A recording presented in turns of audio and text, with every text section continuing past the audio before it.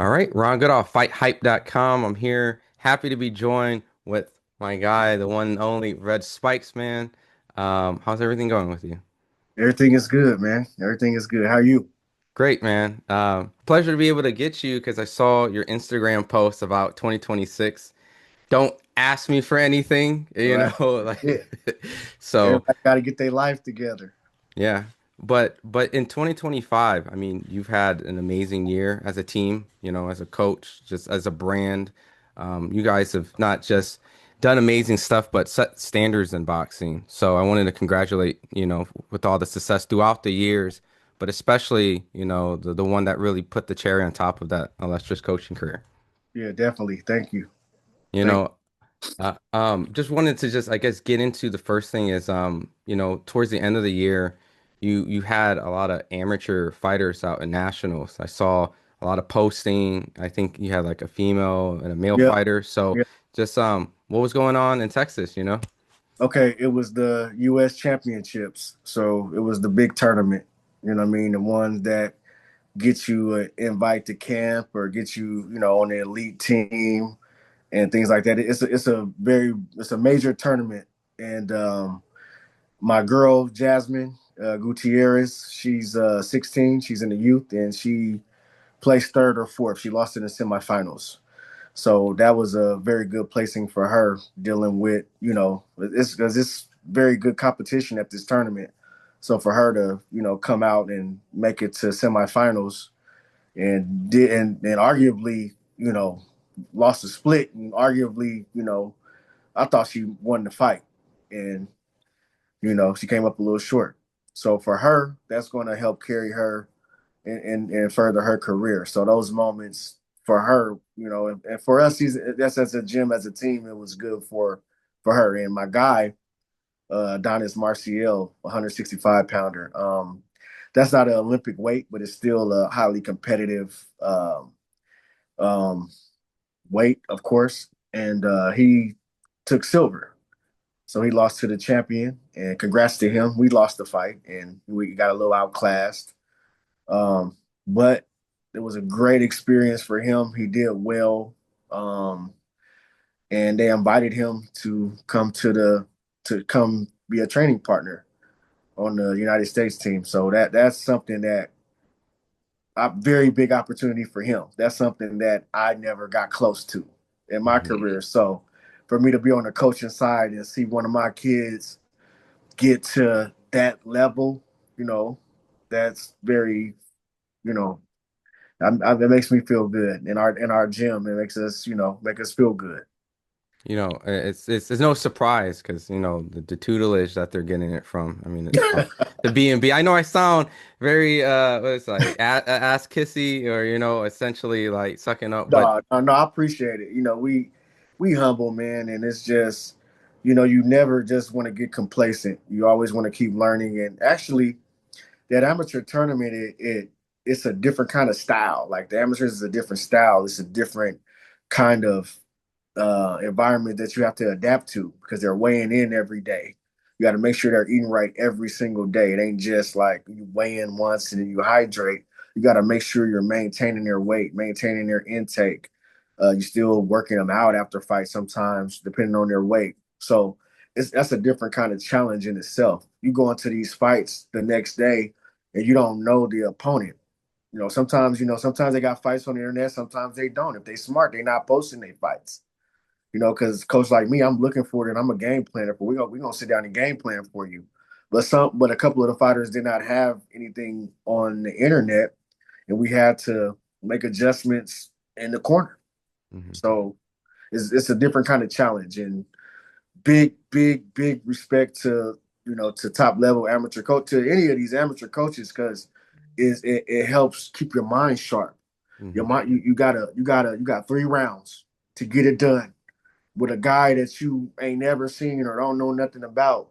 And you gotta think on your toes. You gotta make them quick decisions. It ain't like, we've been knowing we was fighting Canelo for 6 months and we've been watching him for 20 years. Mhm. So your game plan, Yeah. so it's a little easier in that aspect. So, shout out to the USA boxing amateur system, man. It's it was good to get my feet back into that. Yeah. Because I know we've talked a little bit off camera, but like you've been on the road and essentially only made trips to your house or home just a few times in the last 6, 7 months. I mean, Yeah, like you're still on the road, essentially yeah, working yeah, for and sure. things. And with all that, I know the big one, and with the big announcement of, Terrence, as in right now that he's retired.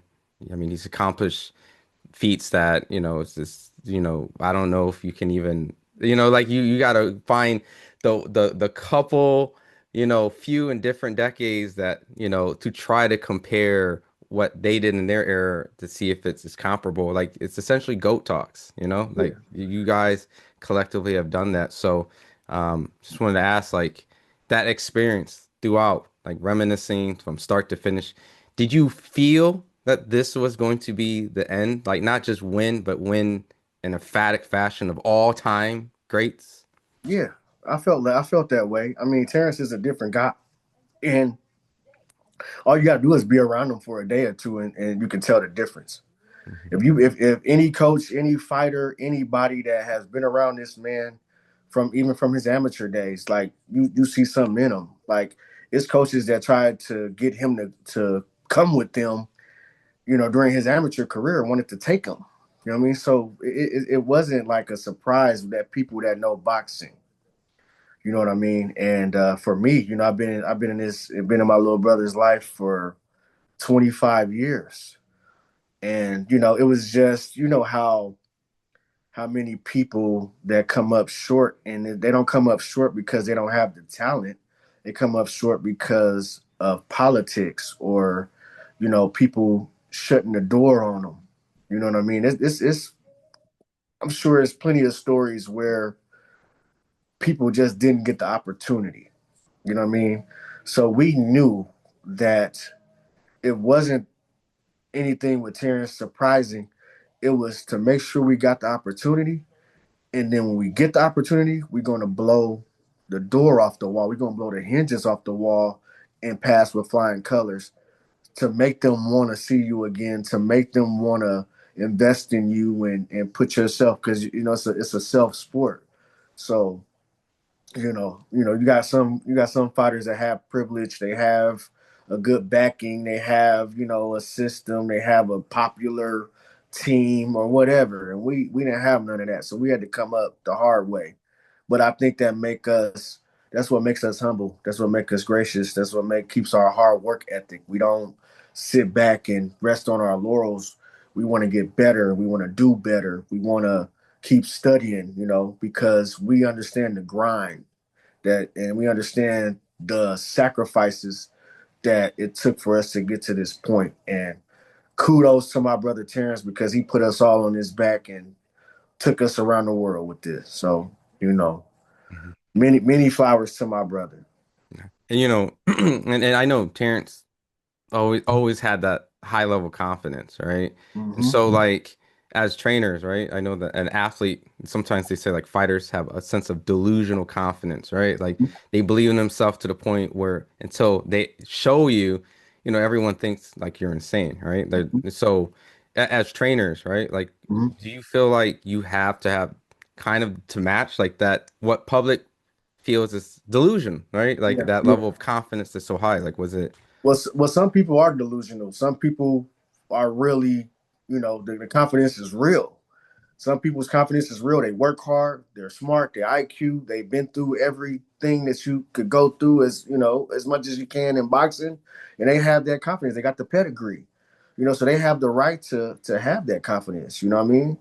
But some people, it is delusional. But at the same time, you got to have it, because if you don't have it, what are you doing? What Mhm. are you doing in this sport? You got to believe in yourself. You got to overly believe sometimes. You know what I mean? And you got to carry it. Some people are going to come up short. That's just the way. That's just the way of the sport. Some people will come up short. Some people are going to pass and exceed expectations. It's just going to be that. So that's just part of it. But you do have to have it. The ultimate question, I know that, they've always said like no one could be like 50-0 like Floyd, right? But then you get, you know, Andre Ward, you get like a Kawasaki, you get a Terence Crawford, guys that ultimately never had a blemish. And and it's boxing, anything can happen. But as a coaching team, like how did you guys always, when it came to fight night, always had the right game plan, was always prepared underneath whatever circumstance, if it was an injury in training or a personal issue in life that's affected someone and you have to pretend it does. Like how did you guys always at every moment, and especially the biggest stakes, like always got it right? I mean, it's a testament to our team. It's a testament to Terrence. You know what I mean? It's a testament to the hard work. It's just back. It just this it's the same answer that I could give you. Um, it's you study, you do your homework. You don't get to a place where you're too arrogant or you're too cocky to listen to some advice, to listen to someone else telling you something, because there's a couple of coaches that's outside of our team that I confer with, that I'll talk to, and I have high respect for. You know what I mean? But it doesn't always have to necessarily be that. It could be somebody that sits around the gym that knows a little something, and they be like, "Hey, y'all ought to try this, or maybe this." And you're like, damn, like you didn't even know the old man over here, 65 years old, been watching boxing since the 1970s, so he knows a little something. So it's just being a humble guy, working, being able to listen, being able to learn. You know what I mean? And that's but it's game planning, it's studying, it's the toolbox thing that I always bring up. Being prepared for everything. So that's what it is. You know. Hmm. How did you as a coaching team and as fighter and coaching, like you always hear, disagreements, hiccups, whatever the case. Essentially was able to work together for as long and never had like a single public disparity, or it's just always, and in the concept, like they've always made those jokes like there's three coaches, but it's probably going to be the blueprint or four, right? And it's and that's on me because obviously Bernie is the one that always kind of Bernie gets has always been there, though. That's the thing. correct. Bernie has always been a major integral. I coached Bernie. That's the crazy thing. Like when Bernie came back to boxing, I coached him this couple of comeback fights, and it was funny. It was like, how I'm gonna coach this dude and he know more about boxing than me. But that's what garnered me more respect from him, is coaching him and being hard on him. And we argued sometime in the gym, me and Bernie. You know what I mean? And he'd come to me like, man, bro, he like, man, bro, you right. You was right, man. I just, you know what I mean? So I think going through those little trials and errors with Bernie, with other guys that we had coming up, that helps strengthen you as a coach, because you go through certain things with other fighters that you may not go through with Terrence. You know what I mean? It's just every fighter's different. So you deal with this experience with this guy. Then when it comes back around, if it comes back around with this guy, then you know how to deal with it. Well, this is what worked with this guy. Let me see if this will work with this guy. If not, let me call Coach Al. Let me see Hmm. what Coach Al did, because he's seen so much in his time. So let me call my OG and see if he can help me out with this problem. You know what I mean? So Hmm. it's all relative, and Bernie has always been an integral part to this team, man, and that's my brother, and I love him, and I'm glad that these past two or three fights that he's been in the camps and been able to motivate and been able to give his knowledge and been able to ride that flag, because Bernie is very look. Bud is, I mean, Bernie is waving that flag and Yeah. he's standing on that flag like ain't we being B this team Crawford, and I don't care who got Yeah. to say about it, and he mean it, Yeah. Yeah. and he's ready for whatever. So Yeah. that's Bernie, and that's really truly him, and it's always been him. I've been knowing Bernie since I was 11, 12 years old.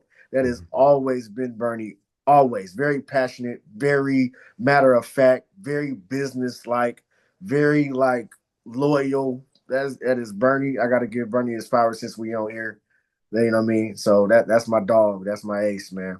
Yeah. And it seems like he also takes a lot of the bullets, like he's a He very, don't care. yeah, he's the guy that passionately speaks and but he also gets the most reward in that Yeah. sense because he speaks in that manner and he's like, Mhm. I told you, right? Yep. So Yep.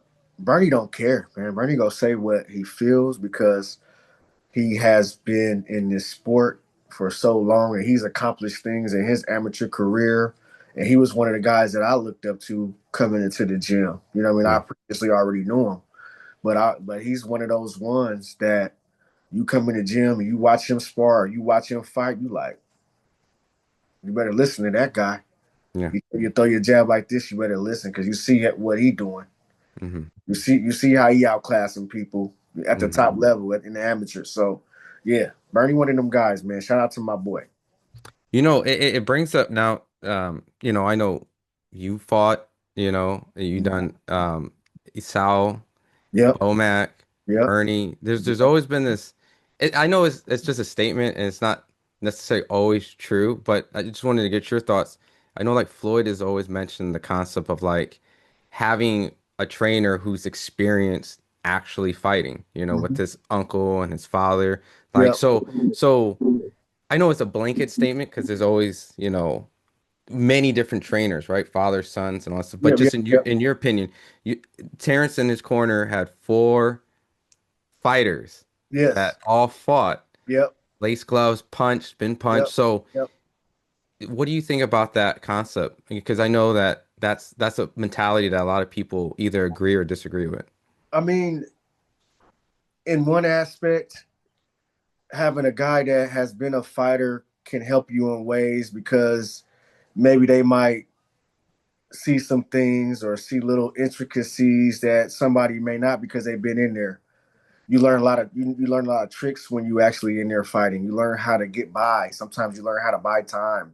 Sometimes if you're hurt, like if you get cracked and you get hurt, your experience can teach you how to survive. You know what I mean? But that's not to say that someone that hasn't been a fighter will be able to pull you through those moments. You got people that have been in the gym and been under guys, you know, that are very experienced, and that's something to say for that. Because their IQ is going to be a lot sharper than a lot of people. If you got guys that's under Eddie Futch or guys that's under Brother Nazim or Emmanuel Stewart or something like that, and you might not have been a fighter, but you've been in that gym every day for a decade. You have the qualifications to train a professional boxer, and you have the knowledge to get to a world champion pound for pound level. So that to me, I think that I feel like maybe sometimes people that actually have fought and a trainer that might not have fought and they have some success with their fighter, to me it's kind of hating. To me, it's kind of a little jealousy, a little bit. Because if you could do it, why ain't you do it? But you want to tear this man down and say, well, he can only get you so far because he never fought. That's not always the truth, and I've seen it. I've Hmm. seen it because I wasn't a top fighter. I wasn't a ranked guy coming out of the amateurs, but I had enough fights and experience to know I've had my ups and I've had my downs, and I've been hurt and I've been through everything other than being knocked out in the ring that could happen. But I wasn't a top guy. But I think that helps me in my coaching because it shows me where I was lacking at. I can take my own experience and apply it to my boxers because I know that behavior. Hmm. I know that you're not doing things right. I know that you're not running. You said you've been running. You said you've been this or that, and you get in there and spar. You get in there and train. Well, I know if you haven't. I know if you've been working on your legs. I know if you've been working on your jab. I things that I may have dealt with my shortcomings help me as a trainer because I don't want them to do none of that. So it's kind of what I mean. It's kind of Hmm.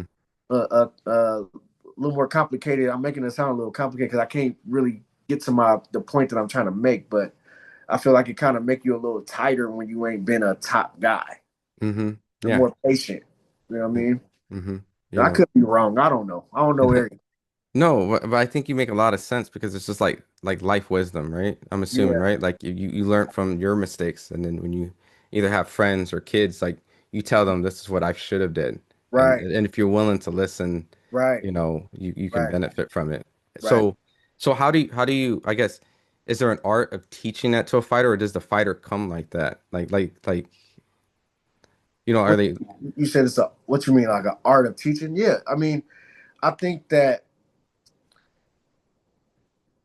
chemistry and having a way to communicate with your fighter is something that is very important because I've been around a bunch of trainers. There's very good trainers out here. They might not have the personality. They might not have the patience. It might be something about them that just turns people off.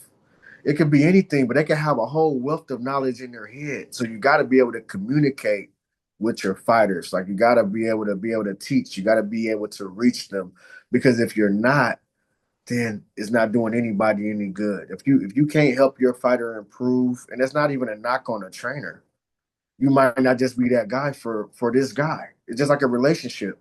Mhm. You know what I mean? I like on paper, me and this girl, like people come to me like, oh man, like this girl, she makes six figures, she got a career, she this, she that. And you be like, oh, okay, dang, yeah, that sounds interesting. You get to know her, you like, damn, she's snobby, she uppity, she this, she that. I might be successful, but I'm humble, I'm frugal, I don't mind eating at Cheesecake Factory. She might not want to go to Cheesecake Factory. Well, you know what? We ain't a match. We don't mesh. Not to say that she's not a good woman, but she's just not the woman for me. That's my analogy. That's an Hmm. analogy for me. Not that she's a bad person. We just don't we just don't click together. Hmm. And that's okay. She gonna go be great with somebody else that wanna don't want to eat Cheesecake Factory with her. That's fine. So I kind of that's my analogy to boxing. It's like I might be a smart fighter. I might be a smart coach. You a smart coach. You know what I mean? This guy's a smart coach, and he might mess with you more than me. But you might call me for advice. But that's not a knock on you. I mean, it's not a knock on me. You know what I mean? Did that make Hmm. sense? Yeah. Okay. 100%.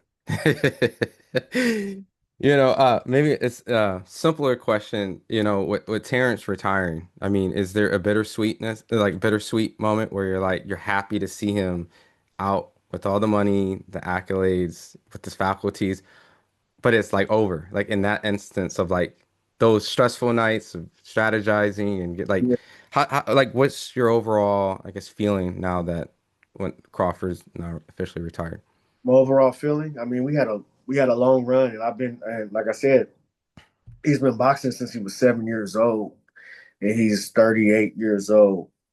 So that's a lot of toll on your body.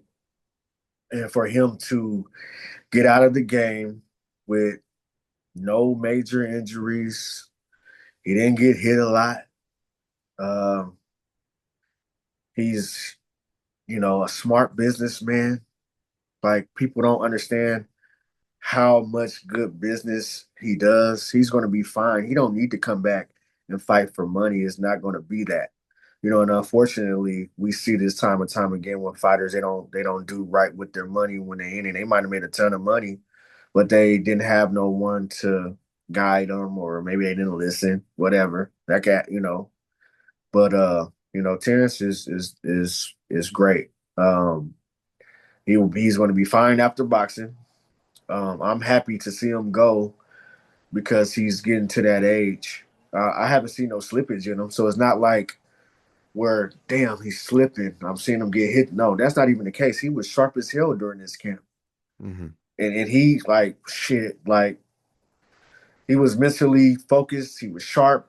Um, anything, every everything that you would want to see out of him, you saw it out of him without no slippage. So it's not like a physical thing. It's just more or less, you don't want to stay too long. You want to get out where, you don't want to get no major injuries, head trauma, anything can happen. You don't want everything to happen to you in your boxing career. So I'm happy with it. I'm happy for him. I'm happy for his family. I'm happy for his kids. Man, it's been a long journey, and I learned a lot from it. A lot of things that I learned during this time with Terrence that can't be taught. The experience of dealing with promotional companies, dealing with the business side, dealing with people counting you out, a lot of pressure, because we knew that we wasn't always in everybody's best interest. So for us to get over the challenges that we got over as a team, and for him to end it the way he ended it, there's no better story that you could write. And Hollywood need to call that man because there's so much involved in the story. There's other people that needs to be brought up in this story as well that people don't see on TV or whatever. It's really been a village of us that all contributed to Bud's success that, people may not know, and it's been a lot of trials, been a lot of trials, and it's been a lot of things that we had to overcome in the society as well. So it they need to go and call that man and get that story going. Do, do you So I know there's I think Max Kellerman said this where he's like the next guy won't always be like the last guy. Like there's almost like a lot of people try to imitate the guy that was just the guy, and mhm. then out of nowhere, there's a guy that's completely opposite, either from race, country, personality, like a completely different polarized figure. And Yeah, so, that um, happens all the time. do you feel like that properly represents? I know, like I'm skipping a few guys. I know there was like Floyd and then Pacquiao, and obviously Canelo had his run, but like people are gonna really look at it like Floyd, and they're gonna probably go maybe Pacquiao, but they're really. I think I'm gonna hear Floyd to Terrence. Like I feel like because Well, in the urban culture, and in the hood, it's gonna be Floyd Bud. You know what I mean? For us, you understand? Like, I yeah, don't want to make it. I don't want to make it like a racial divide, but yeah, in the barbershop, it's gonna be Floyd and Bud and Dre Ward. You got to throw Dre Ward in yeah, there. yeah, You know what I mean? You got to put them three in there, and then you got Shakur coming up under that. So he still got some chapters to write, but tentatively, he's going to be that next guy too. hmm He's gonna be able to show it against Tiafimo, um, but for people that know boxing, people that like us, and we don't really get into that racial divide. Yeah, you got to throw Pacquiao in there. Pacquiao yeah. is Mayweather, is Pacquiao, is Dre Ward, is Bud, and I don't know if I'm missing anybody. Um, who else could I mention? But yeah, and they're all completely like different, like I Yeah, guess in that instance. So I guess following up, like who do you think it's just the next guy? I mean, was it hinted that it's Shakur? Like who's the next one where essentially if you ain't get on the train yet, you still ain't late yet. Like who is I like I like Shakur. Shakur is his IQ is insane, and the amount of knowledge that he got, he's going to be able to prove it. He's going to be able to put it together against Tiafimo. That's what I feel, and he's going to get a lot more credit. Because we had to deal with that with Terrence. We wasn't getting the opponents earlier on. You know what I mean? It's like, well, he's supposed to beat that guy. Well, he got a real challenge coming up. Technically, got a real challenge. In a couple of weeks, so then everybody can see. But I feel like Shakur. I like Bam too. I yeah. like Bam Rodriguez. Um, for the young guys coming up. Yeah, I like Bam and I like Shakur. You know what I mean? I don't know who I'm leaving out, but those two guys I love. I enjoy watching. A little couple of older guys. Of course I like Usyk. I love Usyk and I love Bivol. I like boxers. hmm I like styles. I like a good style. I actually like Tiafimo's style. I think he got a great style too. hmm You know what I mean? I'm gonna be real. You know what I mean? I like Yeah. Teofimo's boxing style and his ability. You know what I mean? I always have. Yeah. You know, aside from the bullshit, but um, I'm gonna be real. I'm gonna be 100. So we can't when and Shakur beats this guy. You can't say, oh, well, Teofimo was past it or he is. He actually going up to that man's weight too. Hmm. So he ain't no rehydration clauses, nothing. It's mano y mano. I'm stepping up to take it. Let's get it. And that's something to be said about that. And I yeah, I love that. What with the Shakur and Teo fight? Like I already know like there's going to be a narrative, right? That Mhm. when Shakur wins, in most fights that Teo, I guess, fights was considered a boxer, he's shown, I guess, a little bit more vulnerability in his ability to cut off the ring or stuff like. Is that going to be like the thing that people would default? And is that kind of, I guess, people are going to take away the credit in a That sense? Like, that's one flaw. Every fighter is flawed though. hmm There's no perfect fighter. So if Teofimo's one of his flaws is cutting off the ring, which he didn't against Jermaine Ortiz, you can look at Shakur's tape and find some stuff too if you know what you're looking at, hmm and be and you know it got to be the right guy to try to take advantage of it. But you know it's going to be it's Teo has flaws. Teo has lost. T.O. has some lackluster performances. There's been a lot of holes in his game, but one thing that I can say about him, and I'll give him some more credit, is he'll rise to the occasion. In his biggest fights, he's looks like $1 million in there. yeah, Josh Taylor and Lomachenko, he looked spectacular. You know what I mean? I can't remember the left hand guy he fought. Like maybe in his last when he lost to the Cam Australian kid, Cambosa. uh Sandor Martin, Hmm. and that other kid that gave him trouble, and then Jermaine Ortiz gave him trouble. So if you watch them fights, because you know, most fighters stay the same.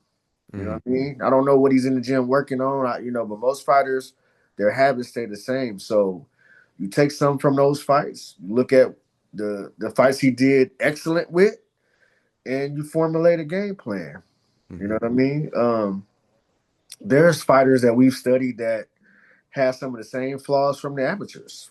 Like I've looked at a guy with 30 fights and then seen a fight that they fought in the European Championships or something like that. I'm like, damn, we still do that. Hmm. He still ain't corrected that.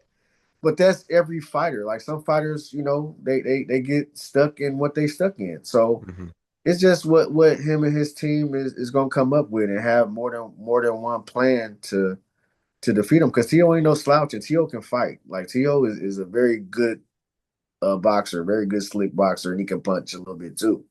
So it's gonna be a good fight. I can't wait for it. Just switching gears, I wanted to talk about Lester Martinez when he fought in Billy. And I know during the time when the Crawford fight was announced against Canelo, like, and I was always transparent, like, with you and stuff like, by the end of, by the fight week, I picked Crawford to win the fight. But when it was announced, it's like, man, how is Terrence gonna go beat Canelo, right? And in my mind, like asset wise, right? He has all the tool sets, right? And then it could be the Madrimov fight, which is a completely different style, that makes a lot of people feel like, well, it seemed like this guy was competitive with Terrence, and now he's going up to fight Canelo. It's going to be, I guess, this level of competition where he should be like, I guess, on paper an underdog. But Match him off on that night. And I don't know what happened. I don't know what happened over in Saudi Arabia. They said he was sick. I don't want to take nothing away from Ortiz. Match on that night, the fainting. He wouldn't commit. He was patient. I think they was patient in trying to counterpunch him, because he's a master counterpuncher. So it was like take that let's take that away from him.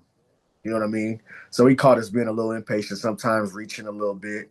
And I think they got that from the Mean Machine fight because Mean Machine was very patient. Mean Machine made Bud lead and counter sometimes. So I think they took that off of that. You know what I mean? Which is smart.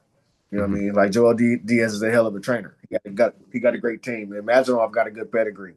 Yeah. When I watched him, when I was studying him in training camp, and I kept watching his fights and watching his amateur fights. I watched him fight Troy, and I seen he practiced jujitsu. I'm like, this is a mentally tough dude. This dude is coming to win. Like he's gonna be tough. Like this is his Super Bowl. Like I knew that we was gonna have some difficulty with him. But as the great ones do, and like you said, we're a great corner. You make adjustments. You make adjustments, and we finished the fight strong, and we took the victory. Mazurov is not an easy out. Mazurov is a difficult style. You know what I mean? As compared to Canelo, the Canelo that has been the last few fights, he comes forward, tries to chop you down, break you down, one or two shots at a time. Um, it's not like the Canelo at 160. When I watched him fight Danny Jacobs and Cotto, it's not the same as him fighting uh, Caleb Plant and Callum Smith and these guys at 68. There's a different Canelo. He's been more efficient. He's throwing less punches. These guys was fearing him too. You know what I mean? Like Bud didn't fear him. Bivol didn't fear him. Hmm. They went out there and they did their thing going on. But he kind of instilled fear. He kind of, you see how spectacular he breaks people down. He hits you to the body and he puts people don't want to punch. They don't want to open up because he's such a good counter puncher. But guess what? We got the better counter puncher. Hmm. We got the smarter guy. We got the guy that can punch too. Yeah. You know what I mean? Bud is a respectable puncher in any weight. Yeah. He's hurt heavyweights in him with 16-ounce gloves on. So when he got into camp and started conditioning, and he's working with Chet, and he's working with the UFC and putting a little bit of bulk on and getting a little stronger, and you know what I mean, how he carried the weight and how he was still keeping his speed and his movement and all that with it. You know it's crazy because I think when it was first announced and it was like prophesized so long, right? That Mm-hmm. it wasn't truly until when I talked to you, Bud, Bo, everybody, and it wasn't like this fake confidence, right? Like it was like, some people say, oh, Terrence was doing it for the money, but I remember when I talked to you guys and I went out to Omaha and I felt everyone's energy, it almost gave me to this level of like, okay, they're gonna win this fight. There's no doubt that they're gonna, and on paper, they made Terrence the underdog, but everyone who appreciated Terrence's ability knew that if he's able to execute that, he was going to win. But there was one thing that I do want to ask you is that it almost felt like a level of restraint at a point where it felt like Terrence was going to stop Canelo if he wanted to. It almost felt like that was the energy I, that you guys I presented. don't want I don't want to disrespect Canelo because Canelo was still sharp. Canelo was still landing little sneaky shots. He even when he got in trouble, Canelo may have conceded a little bit, but he was still trying to land that bomb, and he still landed some sneaky little shots. You know what I mean? Canelo is an all-time great, so you got to be careful. You know, like the more you open up, the more you're susceptible. The more you're opening up, and he's still a sharp counter puncher. He got a good chin. I know we heard him, but he's still. When I watched that fight, and it looked like he conceded a little bit, but it was almost some possum type shit. I felt like, he'll walk you into some shit, Like a and you trap. still got to be careful. So you be dominant and you win these rounds clear and convincing, but you don't go overboard because I mean we got touched a little bit in that fight. When you watch it, when you watch, I've watched it multiple times, and you watch certain rounds, and I'm gonna watch this round over. You know, Canelo's smart. Canelo was still trying to run him into shots. You know what I mean? So you just have to be careful. You just have to be careful. It was more or less winning the exchanges, being first, being last, swimming without getting wet, you know what I mean, and winning the rounds. You know what I mean? Do I think Bud could stop him? I'm not gonna answer that. I'm Oh, not gonna answer that. okay. Well, I guess, Not yet. well, the reason why I guess I preference that, because, and you kind of answered it, it almost felt like we can attempt to go that route, but it seemed like let's play it smart. And I guess that's why I wanted to ask, like, there was a level of respect where if you felt that even if Bud could break him down more, there was like a decision to go, you know what, we can win this one. Bud is one of the best finishers all time, right? And if he felt, because he's in there, he got to read his body language. We're on the outside looking in. We're eyes on the outside. But when you're in there and you 1 foot, 2 feet away from me, I can read your body language. I can read your shoulders. I can read your eyes. I can read you to see what you're trying to do. You know what I mean? If I feint you and you make a certain gesture, I know what you're trying to throw. So he was all so something in that Bud didn't just want to go 110 punches on them. You know what I mean? It was we ain't sat down and talked about it, but just reflecting on it. The boxer is the one that's in control of what he has to do. You know what I mean? And a person like Bud, us as who we are, we got to respect what he's seeing because he's proven that it's been 20 some years that he's shown he knows how to rise above. He knows how to break you down. And we give you the little tweaks. Or we got to give you a little more. Sometimes it just depends. But he's reading his body language, and for that reason, and when I watch it on tape, Canelo was still in the fight. He still mentally was trying to run Bud into something big. So you got to be careful. Yeah. You gotta be careful because Canelo don't really tip shots a lot. He might load up on some shit sometimes, but he don't. I try to watch him for his tail to see if he jerks a little bit before he punches or he does certain moves before he punches. And he's real tight with his balance and he's real tight with shots. So it's like you got to be careful because it'll be a left hook out of nowhere or a right uppercut out of nowhere, and he's shooting it. Yeah, he's not drawing it so you can try to time it. He has a small margin of error. So, Hmm. but that was the thing that Bud was able to do too. Bud kind of made him desperate. Bud kind of made him reach. Bud made him Hmm. kind of get out of himself, so he was able to counter. But that takes a special person to do that. Yeah. It takes a special fighter to do that because Canelo was very tight with his offense and he's very tight with his D. You know what I mean? Hmm. So Because when I was at the fight, like I couldn't hear the broadcast, right? So, but some people kind of mentioned like it was kind of like you guys were like, "Hey, win the fight. I know you want to whoop his ass some more." Like, and so I guess what I'm asking, like, was there, I guess, a level of like, "Hey, stick to the game plan," which whatever it was, we got this win, and if there was a home run, be smart about it, no, no, no. I mean, it wasn't specifically that. Hmm. It's when we knew that he kind of conceded when he touched gloves. When he tried to touch gloves after one of the rounds, and when he hit, but he was like, "Sorry, I'm sorry, buddy. Sorry, buddy. I ain't never seen Canelo like that before. You know what I mean? Hmm. He headbutted Bud. Sorry, buddy. Sorry, buddy.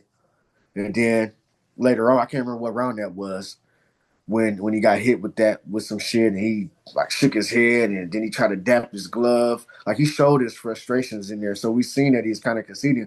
But with that being said, he was still dangerous. He was still trying to get that home run shot. He knew he couldn't outbox him, but he knew that I'm still a good kind of puncher in my own right. It was just more being careful. It wasn't like keeping him reserved or keeping him back. Is still staying within the game plan. We're still winning. We still scoring more blows. We Hmm. still outclassing this man and is dominant. Yeah. So but if there have been any kind of thing that Bud seen or we seen, then we would have had to go for it. That'd have been even more spectacular. So yeah, yeah. Hmm. Yeah, and referencing all that, I do remember um, leading up to that fight, um, Terrence was sparring Lester Martinez, and I was I was privileged to able to see it, and in my mind, I didn't really get to understand Lester's, I guess, like what does it mean? Like Terrence is going to 168. Lester doesn't have like a name like at this time with like anyone. He hasn't fought like a no name, so it was so much for me to really like try to understand what was going on, and so. I know when Yahoo Sports, they asked like, who do you pick? And I defaulted to Crawford, which I'm happy I did. But really, the moment when I knew that Terrence was actually going to beat Canelo is when Lester fought and Billy, because I'm like, Lester finally has the opportunity, a no-name opponent.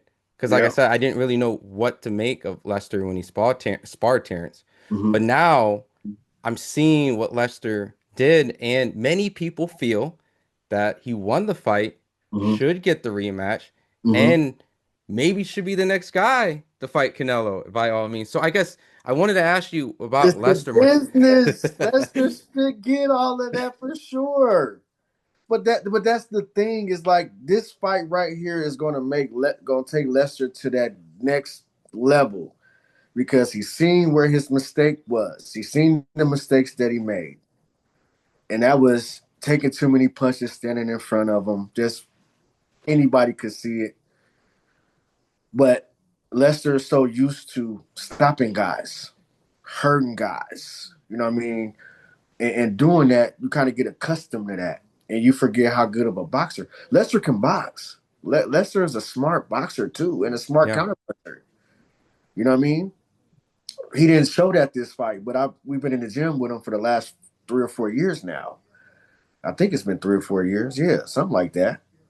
His last 5 or 6 fights, we've been with him, and we've been in training camps with him. We've sparred him all over. We putting him through the ringer, and he's always come through with fine colors. yeah, So we know Lester could have made a little bit more adjustment. I feel like we won the fight. I thought we won the fight by a round or two, but we started too late. We started actually using the jab a little more and actually stepping around. It was like, okay, that's what we needed to have been doing a few rounds ago. But Lester is a hell of a fighter. Lester works hard. Lester has that bravado. He has that confidence, and he's a good kid. He's not very talkative. He's to himself, reserved. You know what I mean? Like he's opened up with us because he's been with us so long. But he's a reserved kid. He's a good young man. It's a pleasure to work with him, and he helped us tremendously in that camp for Bud, like in yeah, that camp for Canelo. Like Lester was great work. I don't even want to call him work. I feel like that's disrespectful. Lester was a great sparring partner for sure. yeah. Yeah, Yeah, 100%. And like I said, with that information in hindsight, I feel privileged that I got to see yeah, that work because yeah, now I know what to make of it. And yeah, it obviously shown how much of an asset that he was because many people kind of felt, I guess, they felt it was disrespectful. Like, this is your head sparring, right? This is the guy that is getting you ready for Canelo, right? That's kind of how the other side wrote it off. And yeah. so now I think But that, Lester, but okay, that's stuff they don't know. If we've been working with this guy for 3 or 4 years, you think we don't know better? You think we Lester wasn't? If Lester wasn't the guy for the job, we'd have brought in other guys. yeah, We knew because we've been working with this man. This is stuff that these sports writers don't know.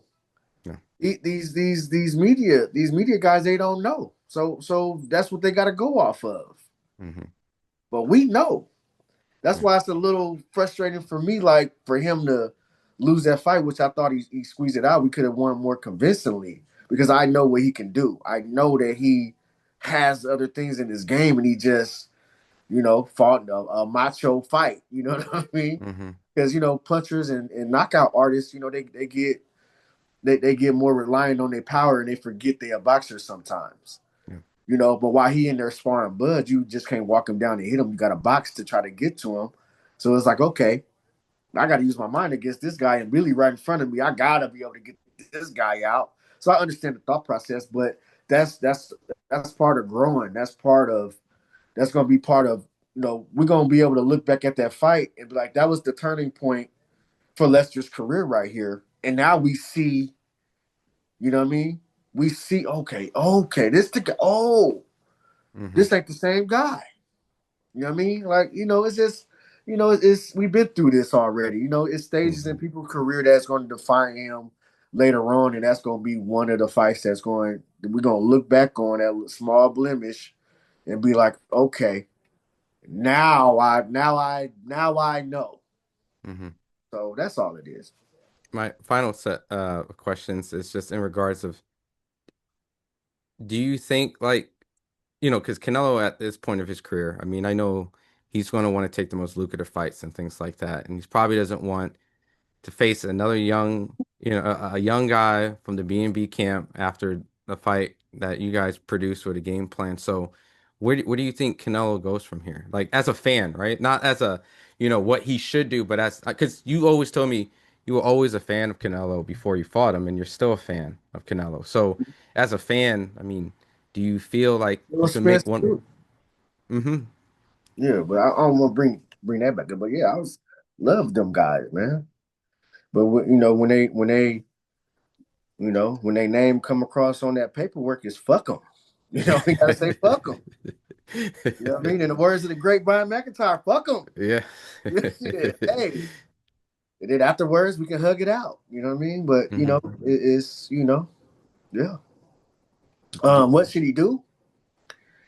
I don't know, man. I feel like maybe he burnt himself out a little bit taking all them fights. I know he's trying to stay active. He took a lot of fights in the past couple of years. So maybe, he's taking his time. He had the surgery to replenish and get healthy and I don't know. I don't know where he can go from here. I love for him to fight Lester though. yeah. Do you think Canelo would want to do that? I mean, it's. I mean, I guess that's insulting, right? I think he would do anything as a fighter, right? But as a person who's seen the business and what's most beneficial, would it be smart, I guess, when the options that he can present to himself because he's still Canelo at the end of the day. Man, Lester, I wouldn't bring my fighter back against Lester. Not first fight back. Hell no. You know what I mean? I'm just saying, just from my aspect, I would love for them to do it. I hope, you know what I mean? Yeah, Go back to what you say, delusional confidence or whatever yeah, kind of confidence he got. You know what I yeah. mean? So I would love to see it, but and I think it might be still in the cards. I don't know how long Canelo going to stay in the game, but I would love for him to fight Lester in the next fight or two. You know what I mean? I think that would be, because Lester deserves it because he should be fighting M. Billy again or in that slot to fight for a world title because especially how we finished. Like most people, thought we won that fight. So Hmm. how does this guy get bumped up for this world title challenge and we're back, got to sit back? Hmm. Shit. Lester's shown that he's fan friendly, shown that he got a good chin, shown that he's durable, shown that he got skills. You know what I mean? Like I would like shit as a boxing fan. Shit, if I wasn't coaching him, I would definitely tune in to watch him. So I But don't what? know. But wouldn't it? I mean, I would assume Terrence would help him, right? Yeah. And I would assume that it'll be a nightmare all over again, right? Because it's the same corner, right? And And Lester win, we all win. We win together, we lose together. So shit, hell yeah, Bud's gonna help him. correct. What? So what I'm saying, like, and so in Canelo's mind, right? Because I know, in the media, all right, he was mentioning he was trying to get the rematch, right? So I know at this point, he- as a fighter, I know that he doesn't want to end in this kind of fashion, right? Of And course. and he kind of probably wants to make another run that he can leave with, some sort of legacy where like, all right, I didn't beat Terrence, but I was able to beat a three-time undisputed, or I was able to do this, or I know the David Benavidez fight, like David's cruiserweight now, so it's like, is there anything, I guess, I don't from know. I don't even know who all is even at 68, man. What do you think? Who do you think will be a viable opponent for him when he comes back? Well, I mean, I agree. He probably should have a soft touch, right? Because he's been making a gauntlet run of undisputed and this and tear. So probably that. But as an opponent, like this is the one. It's hard. Like it's hard for him because I think there's a lot of risky fights in his mind that doesn't have the reward, right? I mean, the Well, belts would be but you, vacant. you know the thing is, Canelo has earned the right to do what he want to do. I don't really harp on him so hard about him not taking the Benavidez fight. I mean, it's a fight that I wanted to see. Uh, if I'm not mistaken, I think Benavidez was he the number one contender? And what happened? It was years ago. He was He he got was stripped. he was the WBC and then he failed a drug test. Then he got it back, Okay, but then he missed the weight. And then he became the interim. Yep, yep. So I mean opportunities were there, you know? that's the out. And that's the thing that I brought up before. When it came to Terrence, when the opportunities was there, we had to take them and we had to win in flying colors. We couldn't have no hiccups because of that very reason. That is Canelo's out. This guy failed a drug test, got stripped. This guy didn't make weight. I'm not about to go through no camp, a grueling 8 to 10 week camp, and then get to fight week and this guy is overweight and everybody looking at me like, well, if you're a real champion, you got to take the fight. No matter if he's 2 pounds over. They don't know how much of an advantage that is. These casuals don't understand that. Hmm. When you ain't got to, you got to work hard to lose those extra pounds and it's taking muscle off you and you're dead tired and all of the, for the last 2 or 3 pounds, them the toughest pounds. So for this man to get a cushion, he can comfortably come in 2 or 3 pounds over. This is hypothetical. Correct. I'm just saying, like, just thinking on Eddie Reynoso's limbs. That might have been what they was thinking. Like, shit, we're not gonna risk it with this guy. Yeah. You know what I mean? And we go through this hard ass camp, and this guy come in overweight, or it was the instability of Benavidez that kind of worked against him. Hmm. Now, at the same time, he redeemed himself, and I personally feel like he should have got the shot against him while he was at 168. However, that was the out, and that's the in my opinion, Hmm. and that's the cloud that they rode on. I'm not about to like, and I understand it. I understand. That's what I said. I don't harp on him too bad about that. I really don't. I Like, agree. I mean, it is what it is. He's been taking top challenge. That man moved up and fought Bivol. Like, Yeah. I don't shit, and I think very highly of Bivol. Yeah. I mean, look what Bivol was able to he was able to compete with Arthur 2 times, you know? Right, I mean, right, right. it's, Come on, man. Now you gotta get shit. so Bivol a killer. Shit, what? it's That man moved up and fought that man and said he want to fight him again. So it ain't nothing. I don't think it's nothing with Canelo's heart, man. I don't know. yeah. That's an unpopular opinion. When you clip that up, they're gonna kill me for it. No, But they won't. No, no, I they said won't. I said what I said. It is what it is. No, no, they won't. I mean, at the end of the day, it's. I think you bring a lot of valid points, and at the end of the day, like, I mean, I think we're so far removed from it. Like he's a cruiserweight now. He's about to fight Zerto. I mean, at this point, there's weight classes for a limit outside of Terrence. I guess Terrence was able to defy that shit. I mean, people started saying Terrence and David, Terrence and Bivol. But I know, I know it's crazy, but that's what they did. They're like, they You wanted know us. what? I think so highly of Bud. I think he'll win. I didn't see him do shit. I think he'll win. I don't give a shit. Like they might crucify me for that. But I think that shit, if Bud really wanted to do it, I think he could do it. And I loved him. I ain't trying to. That's why I said I don't want to talk crazy, but that's just the confidence in my guy and my bro that I have. I like that man and David and Goliath shit. David killed Goliath with the first slingshot. Was it Yeah. the first one? The Bible said the first slingshot. Okay, so shit, it could happen. Yeah. I mean, look, I'm happy I picked every time, and even when the Canelo fight was made, it was a little moment of my stomach turning, but you told me earlier like you got to stick with your head. You know what I mean? Like you got to pick from here, Yep. not from here, because Yeah. this could lead all different directions. Yeah. So And you're gonna do that. I'm gonna do that. So you know what I mean. So, I love there's certain fighters that I adore and I love, and I'll never pick against them, even though my mind might tell me to. But that's just my loyalty. That's just the person that I am. You know what I Yeah. mean? And if it, that's just me. So But sometimes we're gonna be wrong. And if I pick wrong based off my heart, fuck it. Crucify me for picking wrong from my heart because I love this guy and I didn't hug this mama and I didn't watch them spar and I didn't talk to him on the phone and I didn't, gave him life advice. yeah, So crucify me for being loyal to a person that I've had some moments with in his life. yeah, Because that's just the type of person that I am. And sometimes I'm gonna pick wrong and I'm gonna pick with my heart. That's just what it is. It is what it is.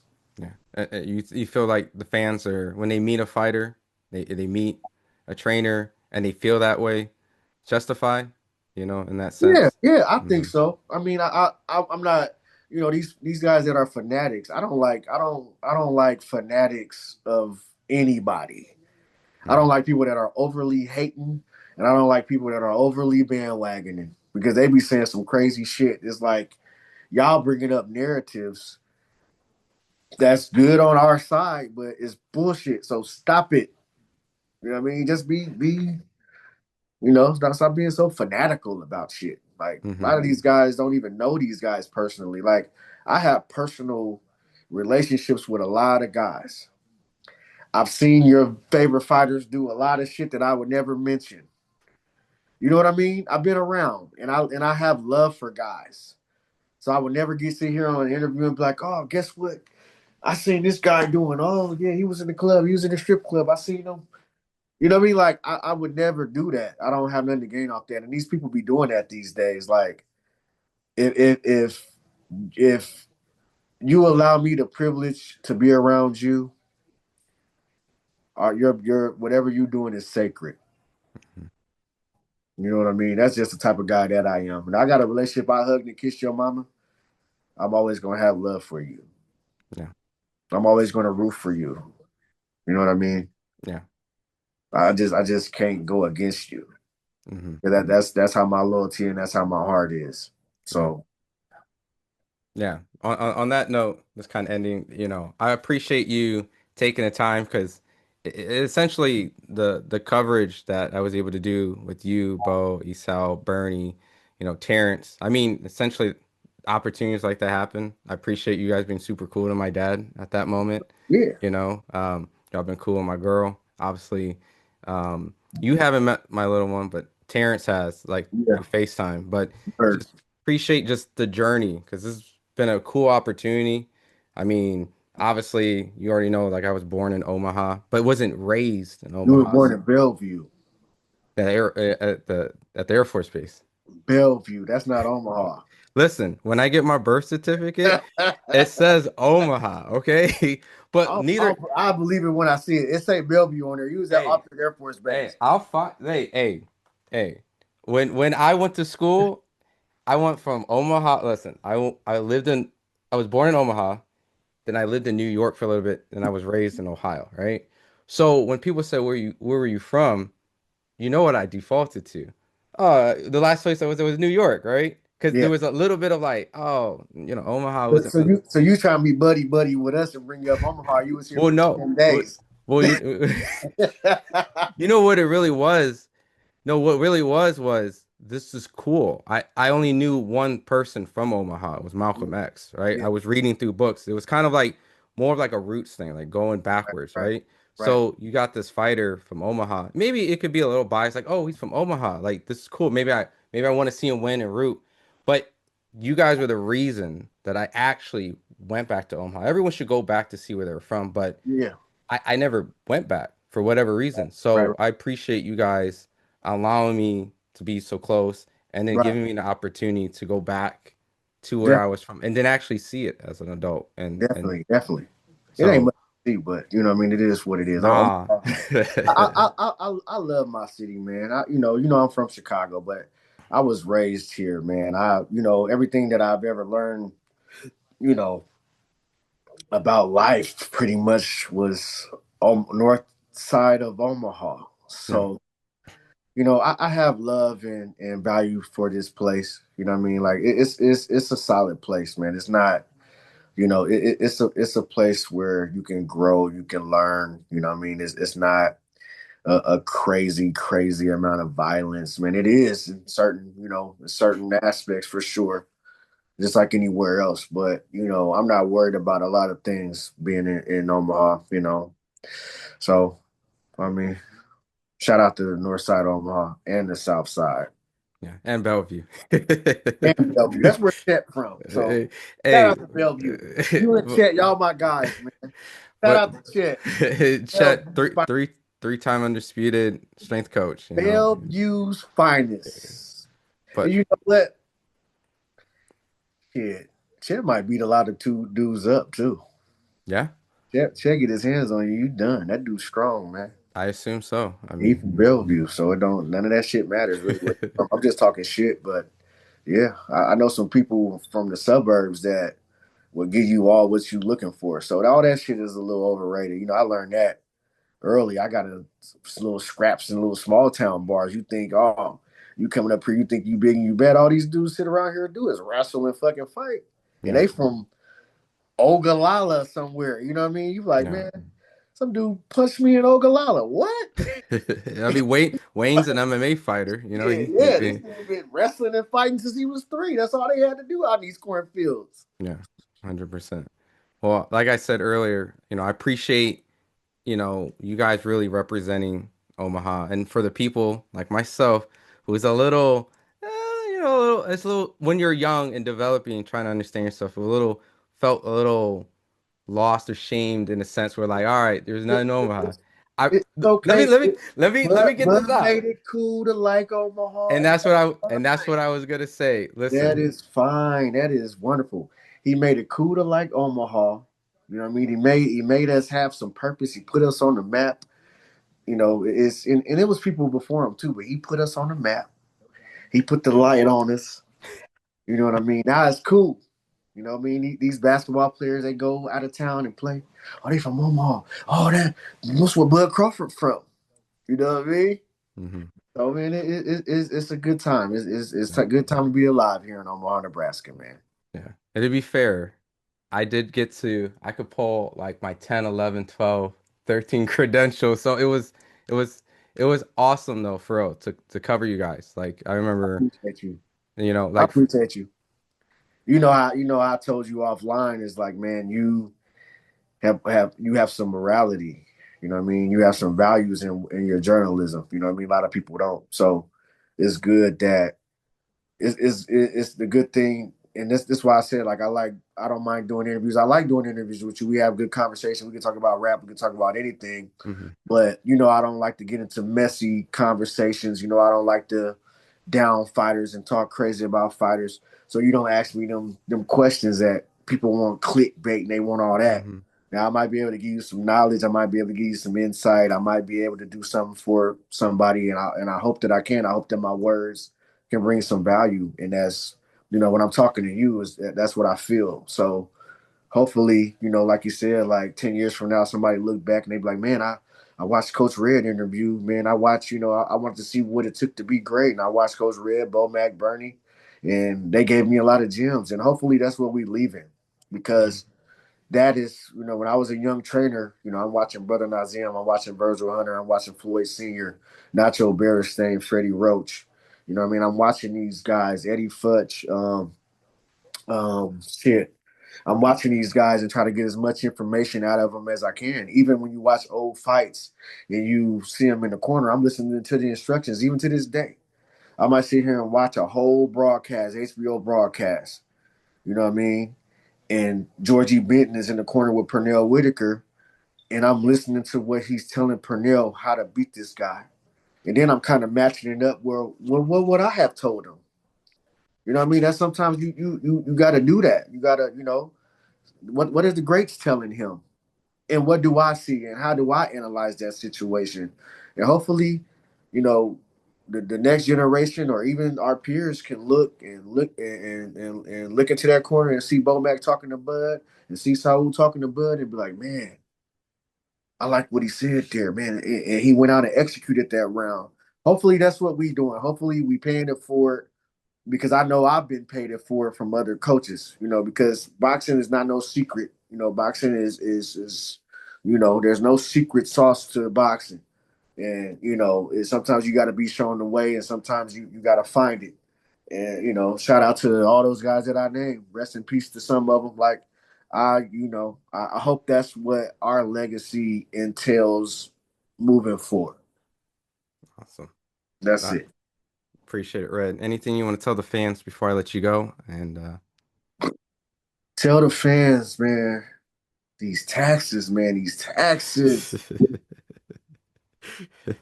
Write your congressman, right? Let's get these taxes. These taxes. you ain't done them yet, have you? Man, I ain't gonna even talk about it, bro. I mean, I'm behind a little bit. I gotta get my life together. No, stop. Real, for they be repoing my shit, bro. No, stop. You can No. put that on the air too. Fuck it. Oh my God. Hey, they, real quick. Uh, they gonna come foreclose my shit. chill. February 21, most important. The complex, Lincoln, Nebraska. You had a couple fighters from the B&B gym. I wanted to make sure that you were able to throw this out. Chill, bro. It's just a payment plan. This is it's just No, it's I'm gonna just pay it up. Just don't want to pay that shit, but I'm gonna pay it. But the February 21 card, Yes, is there sir. anything you want to speak on with Alan, Ali, Jose, and Jose Camacho? Shout out to Alan. Alan is Pero's nephew, Alfredo Angulo. Oh, really? That's his nephew. Yep. So shout out to Alan. And he's a little killer, man. He's a hell of a fighter, hell of a young fighter. Who we got Jose Camacho, hell of a fighter. This kid is a grinder. He's been with us forever. They all been with us forever. They've been with us since like 9, 10 years old. Shout out to Ali. He's a showman. He's an entertaining guy. He kind of remind me of like a a poor man's Prince Nassim Hamed or Vic Darchinian. Like he's kind of like that kind of he kind of that kind of fighter. That's if you look at his style, he kind of like that. He not exactly like that, but you see some shit, you like, yeah, this dude like Vic Darchinian. Um, who else is on there? Jose. And then we got um, I think you were missing my man Carlito. Carlito. Yeah. Oh my God, Carlito is great, man. Shout out to my young fella, man. Carlito is a hell of a boxer, man. He's a hell of a boxer. Very smart, fast, quick. You know what I mean? I can't wait to see what the future holds for him and all of them because they're all very talented. You know what I mean? And I'm just glad that we back in Omaha and able to work with them. You know what I mean? We actually be hands on and get these guys to that level, man. That's what I'm excited for. So shout out to them. What is it? February 21st, Lincoln, Nebraska. Yep, the complex. The complex in Lincoln, Nebraska. We've been there a few times. That's actually Southside Boxing Gym in Lincoln too, actually. So shout out to them. If y'all can come support y'all in the area, come support. I know it's a stream that they fight on too. I don't know what. Just look at the page. I shoot it to you, whatever. You know what I mean? Mhm. It's a. I know they got a paper, not a paper. Yeah, I think you got to pay like $5, some $10, maybe something like that. But you spend $10 on a lot of bullshit. Support these fights. I don't think you can buy anything for $10 anymore. Shit, I bought a candy bar for $12 the other day, It's and a soda for 15. So you can drop $10 or $15 to help support these guys, man. And I do the same. So um, that's all I got, man. Appreciate you calling. Appreciate the interview. Now I'm gonna go back into hibernation for the next about 6 months. I ain't gonna do shit for about 6 to 8 months. So sorry guys that been DMing me and texting me to do interviews. This is it. I don't be talking too much and all that. I'm talking every day because I'm on here with my boy. I appreciate you. And peace out, man. I appreciate you, Ron. Awesome.